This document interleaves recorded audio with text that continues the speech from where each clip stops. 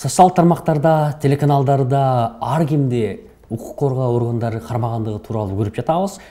Керек болсо экшн видео катары чыгып жатат.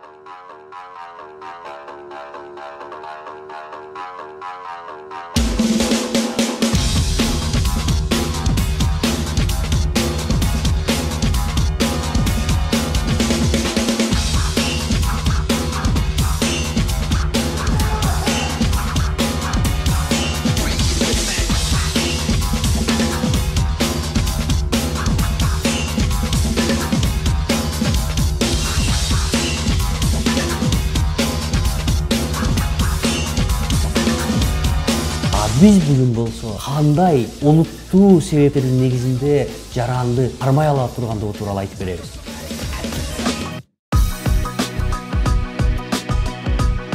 Кыргыз Республикасынын баш мыйзамынын 24-беренесине ылайык ар бир адам эркиндикке жана жеке кол тийбестикке укуктуу. Мына ошондуктан адамды кылмышка же жоорукка шектеп кармоо үчүн олуттуу негиздер болушу керек. Мыйзамда тагыраагы жазык процессуалдык кодекстин 98-беренесинде аталган олуттуу негиздер катары төмөнкүдөй жагдайлар көрсөтүлгөн.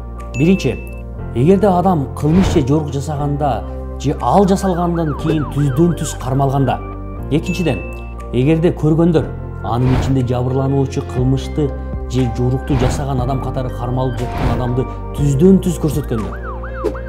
Эгерде шектелүүчүдө же анын кийиминде, анын жанында же анын турак жайында кылмыштын же жоруктун даана издери табылганда. Башкача айтканда, ушул жагдайларда гана тергөөчү же тескөөчү ал адамды кармай алат. Эгерде жогоруда айтылган жүйөлүү себептер болбосо, ал жөнөкөй жаран болобу, кылмыштуу топтун мүчөсү болобу, аны кармоого мыйзам жол бербейт. Тергөө жүргүзүп жаткан кызматкердин колунда кайсы бир маалыматтар болуп, ошол убакытта дагы толук кандуу маалыматтар жетпей жатса, анда кылмышка шектүү берген адамды биринчи күбө катары гана чакыра алат. Анткени ал тергөө маалында өзүнүн алибисин келтирүү аркылуу тергөөчүгө ал маалыматтарды төгүндөп коюшу толук мүмкүн. Демек, адамды кармоо үчүн олуттуу себептер болбоюнча мыйзам жол бербейт. Ал үчүн биз мыйзамдарды жаттап, өз укугубузду коргой билели.